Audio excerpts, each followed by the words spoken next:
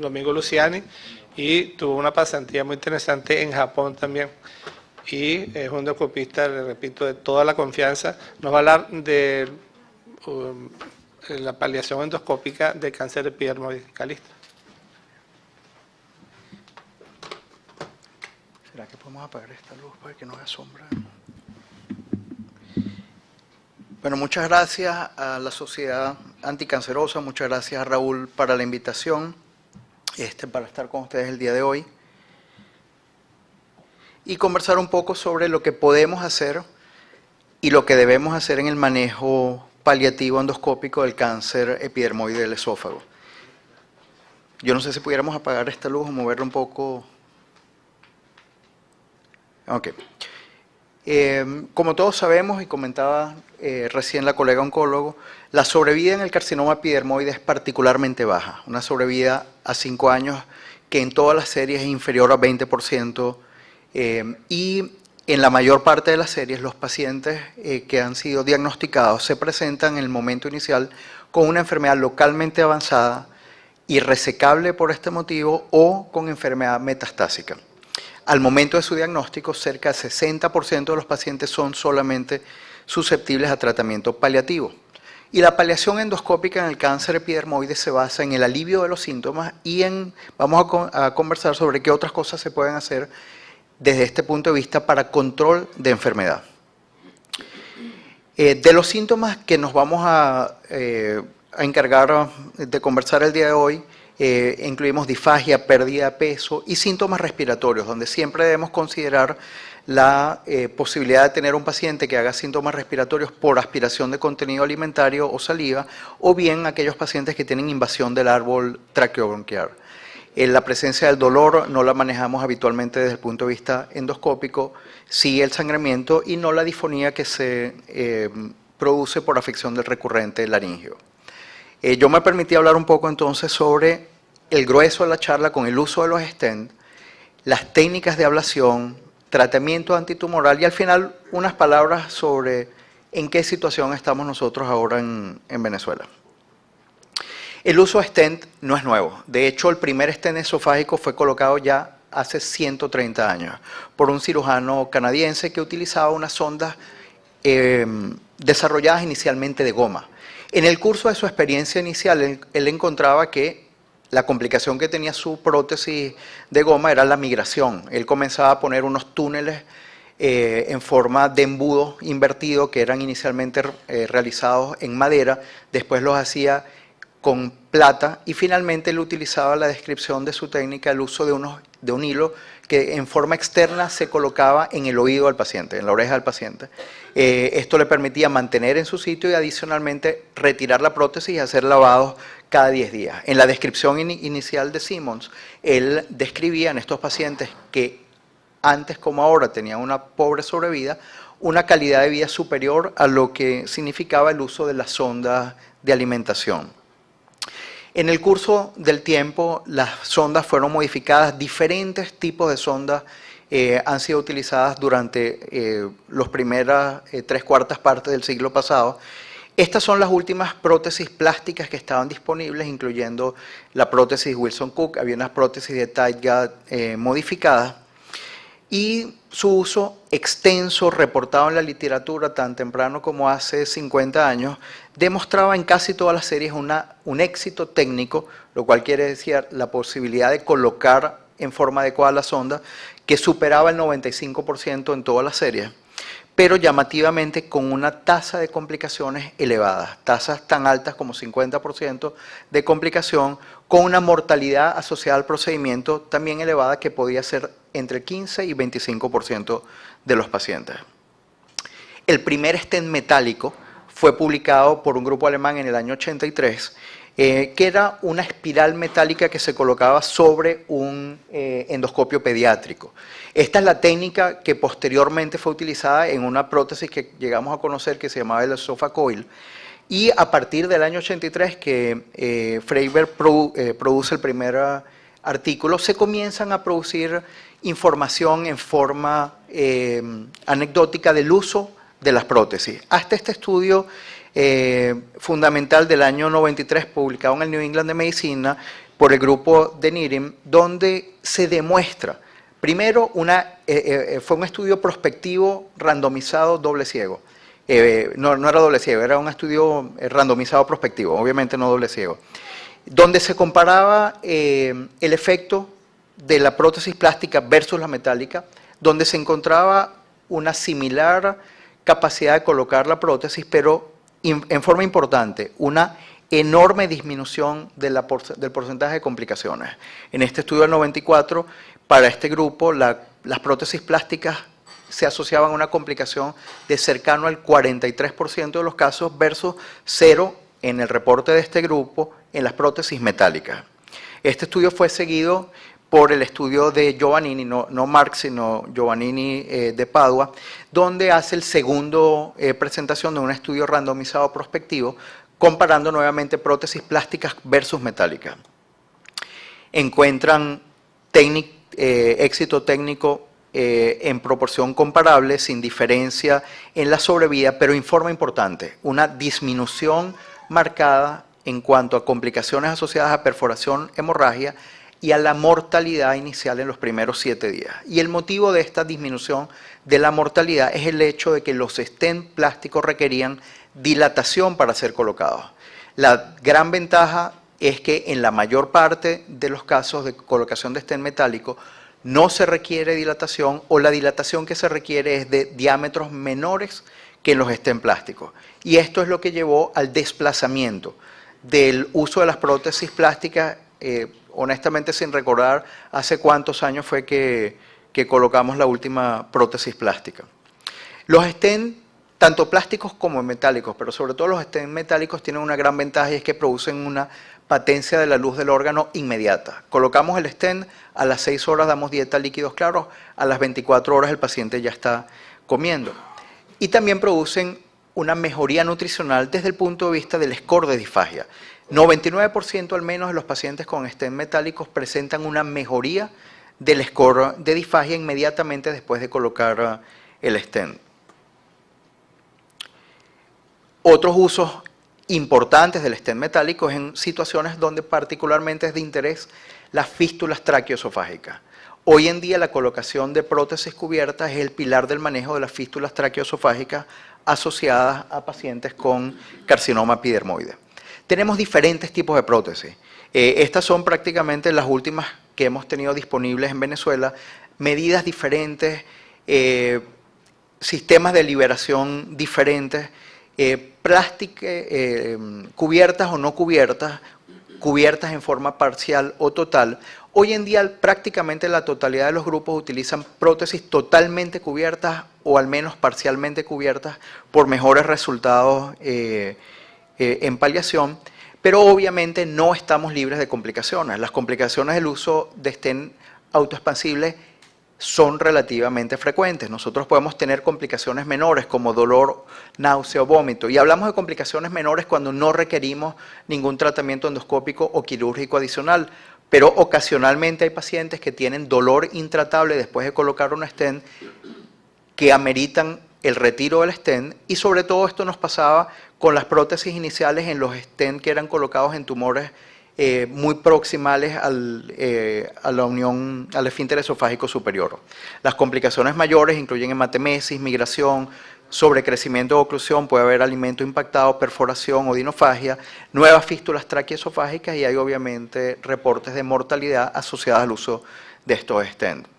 Complicaciones como estas, por ejemplo, una perforación por un stent mal alineado, o en este caso aquí vemos un catéter planificando una fístula traqueoesofágica que fue producida por la copa superior de una prótesis Wall-Flex, son cada vez menos frecuentes. Y son cada vez menos frecuentes porque se han mejorado las características técnicas de la prótesis, y adicionalmente obviamente hay una mayor cautela y aprendizaje del gastroenterólogo a la hora de su colocación. Vemos por ejemplo aquí una prótesis Halifax que era sumamente rígida comparado con una prótesis de Cho que tiene un sistema antirreflujo adicional. En aquellos casos de pacientes con tumores proximales, el uso actual de prótesis más flexibles permite una tolerancia, incluso en aquellos casos que tienen lesiones a menos de 2 centímetros entre la unión, entre el esfínter esofágico superior, con una mejoría notable del score de disfagia antes y después de la colocación del stent.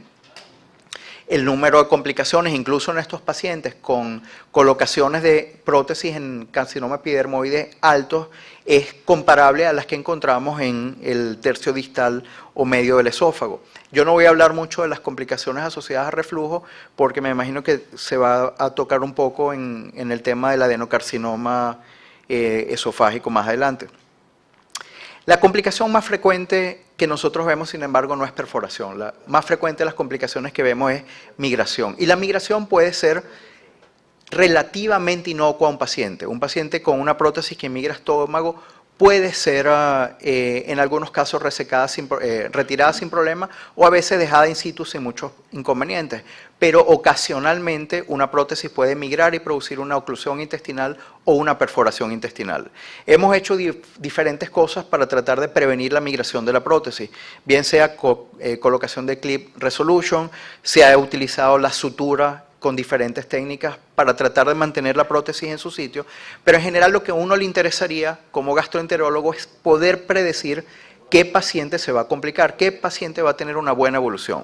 Este es un estudio muy interesante que actualmente está en prensa, no ha sido publicado, fue recibido recién en septiembre en Gastrointestinal Endoscopy, un grupo de referencia terciaria de Padua, donde tratan de desarrollar, mediante análisis univariado y multivariable, aquellas características que permiten predecir una mala evolución en el uso del stent. Incluyeron 267 pacientes con stent autoexpansible que fueron colocados con éxito técnico, es decir, que se pudieron colocar, y con éxito clínico, es decir, que tuvieron respuesta clínica a la disfagia. Y de todas las características que ellos encontraron en el análisis univariado un solo factor, la longitud del stent. Pero cuando se hace el análisis multivariado, encontraron que aquellos pacientes que antes de haber recibido la colocación del stent habían recibido quimio y radioterapia, tenían mayor riesgo de complicaciones, particularmente la posibilidad de migración, perforación y fístula. Para cada uno de los grupos de diferentes tamaños de prótesis encontraron que aquellos pacientes que tenían quimio y radio previo a la colocación del stent tenían un peor pronóstico con mayor riesgo de migración. No pronóstico de sobrevida, sino con respecto a la función del stent esofágico. En estos pacientes encontraron que aquellos pacientes que habían recibido quimio y radio antes de colocar el stent tenían 68% más riesgo de efectos adversos por el stent, particularmente migración. La justificación de migración, obviamente, el éxito de la quimio y radioterapia en disminuir el volumen tumoral hacía más fácil que una prótesis pudiera migrar. Ellos encontraron que los stents eran seguros en aquellos pacientes que no recibían quimio y radio, pero particularmente de importancia es que en aquellos pacientes que reciben quimio y radio, por supuesto podemos colocar prótesis, pero deberíamos tener la cautela de usar prótesis con la mayor longitud posible. En este estudio ellos recomendaban utilizar prótesis que fueran por lo menos 4 centímetros más largas que el borde oral y anal de la lesión tumoral que vamos a franquear con el stent. Este estudio, por ejemplo, enfoca más o menos el mismo tema, la colocación de prótesis autoexpansible en pacientes que recibían terapia neoadyuvante. Y esto es muy importante porque eran 55 pacientes que se esperaba que fueran posteriormente candidatos quirúrgicos. Y de estos 55 pacientes, solo 8 pacientes progresaron a una cirugía curativa. En este grupo, obviamente, los pacientes tenían una mejoría en el score de disfagia, de manera que en aquellos pacientes que van a recibir quimio y radioterapia no debemos desestimar el uso del stent. El mensaje para todos es tratar de utilizar el stent más largo posible. La mejoría de la disfagia no es lo único que uno obviamente analiza cuando coloca un stent. ¿Qué pasa con el score nutricional? En aquellos pacientes que se coloca el stent, este es el mismo estudio que les mostré antes de Leclerc, de uno de los grupos franceses que más ha publicado en relación al manejo de nutrición en cáncer de esófago, encontraron tal como en la diapositiva previa, una mejoría del score de disfagia de por lo menos 1 grado en 89% de los pacientes. La sobrevida, fíjense ustedes que es una sobrevida baja, 2,5 meses. Todos los pacientes presentaron entre el línea basal y un mes después una disminución del índice de masa corporal. Esto fue exactamente igual cuando pudieron seguir a pacientes 3, 6, 9 y aquellos de 12 meses. También una disminución del índice de albúmina sérica, obviamente por progresión de la enfermedad. El estatus funcional, medido en esta escala, el estatus funcional de la OMS, sí encontró una mejoría del estatus funcional con el tiempo en el uso de prótesis. Obviamente, el uso de stent no va a mejorar la sobrevida de nuestros pacientes. No solamente el stent no va a mejorar la sobrevida de los pacientes, sino que cuando analizamos qué ha pasado con el uso de los stent en los centros que lo han empleado en forma extensa, encontramos cosas interesantes. Este es un estudio importante que fue publicado hace 8 años, donde se comparaba la experiencia en el Hospital MD Anderson, teniendo en cuenta la experiencia inicialmente publicada en el 98 por el doctor Reichman versus la experiencia actual. Ellos encontraron en el periodo de comparación hace 20 años con actual algunos cambios, como comentaba la colega oncólogo previamente. Han aumentado el número de pacientes con adenocarcinoma. La mejoría sigue siendo similar, utilizando stent en cuanto a la parte sintomática. La descripción de complicaciones es similar. En el grupo de Reichman, él hablaba de una tasa de complicaciones más baja, pero él no incluía como complicaciones el hecho de tener que hacerle a un paciente gastrostomía o retirar una prótesis, cosa que hoy en día se considera como una complicación mayor. De manera que cuando se corrigen para estos casos, las complicaciones eran iguales antes que ahora. Lo importante, sin embargo, de este estudio es que en el MD Anderson, a pesar de que reciben 60% más número de pacientes anuales con cáncer epidermoide, el uso de prótesis metálicas es 50% menor. Ellos tratan de dar diferentes explicaciones. Empiezan a buscar si son pacientes que fueron tratados endoscópicamente previamente, esa no es la respuesta. Si fueron pacientes que fueron sometidos a terapia fotodinámica, tampoco. La respuesta que ellos encuentran es que hoy en día la quimo y radioterapia paliativa tienen mejores resultados, de manera que usan en forma sistemáticamente menor las prótesis esofágicas.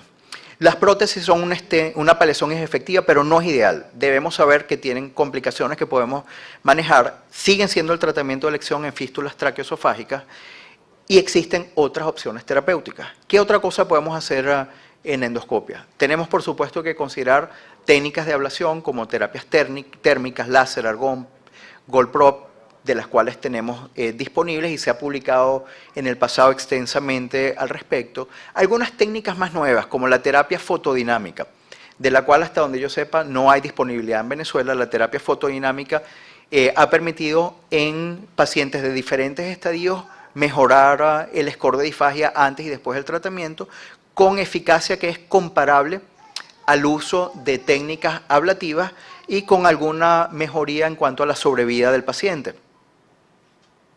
Esta es comparación entre terapia fotodinámica y técnicas ablativas como el láser, donde son resultados comparables. Recientemente se ha publicado crioterapia en spray, particularmente más frecuente en adenocarcinoma, pero también en carcinoma epidermoide del esófago, con efectos adecuados en la paliación de la disfagia. Y lo más reciente es el uso de terapia intratumoral. Este es un trabajo que ya tiene 13 años de publicado, en el cual utilizaron la inyección local de cisplatino con gel de epinefrina para lograr disminución de volumen tumoral y mejorar la disfagia. En este estudio inicial, donde se incluyeron a 18 pacientes, al menos 15 de los pacientes reportaron mejoría de los síntomas o ausencia de progresión sintomática. Esto da pie a pensar qué otras cosas podemos hacer desde el punto de vista de tratamiento endoscópico. Y este es un estudio extremadamente interesante que es publicado por el grupo de Chan, es un estudio multicéntrico donde está Suetigno incorporado, una gran cantidad de investigadores de la costa oeste de Estados Unidos, donde evaluaron la inyección intratumoral de un adenovirus no replicante, que tiene adicionado un gen de ADN productor de factor de necrosis tumoral alfa. Adicionalmente, este gen tiene un promotor que es inducible por radiación. Sabemos que no podemos inyectar factor de necrosis tumoral en forma sistémica por efectos tóxicos, pero en este grupo ellos utilizaron este factor inducible por radioterapia para lograr una mejoría desde el punto de vista de sobrevida, inicialmente en un grupo de pacientes que eran candidatos a resección quirúrgica. Si nosotros podemos investigar en las distintas áreas del tratamiento oncológico, en las diferentes formas de presentación, nosotros vamos a encontrar en nuestra Venezuela de ahora cosas que parecen ciencia ficción. Lo que se está haciendo con los melanomas, terapia biológica, sobre todo terapia genética, que cada vez, por supuesto, parece más alejada de nosotros, es una realidad que se espera con ansia en otros países. Yo me permití dejar para el final, en forma expresa, esto. En Venezuela no tenemos prótesis metálica. No existe absolutamente ningún proveedor que tenga prótesis metálica, con la excepción de un proveedor que tiene algunas prótesis metálicas chinas y le quedan alrededor de 10 prótesis. Las prótesis metálicas que nosotros tenemos disponibles probablemente son las prótesis que tienen en sus consultorios diferentes colegas. ¿No podemos hacer nada con los pacientes que no tengan prótesis? Obviamente, la respuesta es no. No podemos llegar a hacer lo que hacía el cirujano canadiense hace 130 años, de ponernos a inventar prótesis metálicas, pero prótesis de goma para manejar estos pacientes. Hay algunas cosas, sin embargo, que aunque suenen prehistóricas, todavía se pueden hacer. Dilatación. La dilatación fue piedra angular del tratamiento hasta que estuvieron disponibles las prótesis plásticas. La desventaja de la dilatación, por supuesto, es riesgo de perforación, pero la más importante es que el paciente tiene que ser sometido a procedimientos de dilatación periódicos hasta cada 3 semanas. En el contexto actual de nosotros debemos considerar que hay algunos pacientes que lamentablemente van a tener que volver al tratamiento con dilatación. Y por último, la ablación con etanol. La ablación con etanol, que se usó hace mucho tiempo, ha sido probada con éxito en diferentes experiencias. Obviamente la ablación está contraindicada en tumores superficiales, en tumores que sean de poca protrusión por el riesgo descrito de necrosis tumoral y perforación. Pero en aquellos pacientes donde queremos disminuir una masa tumoral, en pacientes que tienen una expectativa de vida que es inferior a 2 o 3 meses, el uso de estas técnicas debe ser recordado, considerado y enseñado también a los residentes.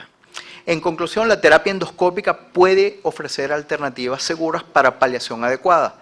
El método depende del paciente. Depende de lo que nosotros tengamos disponible, de los recursos que podamos tener y también el uso de otras modalidades terapéuticas que decidamos en un paciente, incluyendo por supuesto radio y quimioterapia. Muchas gracias.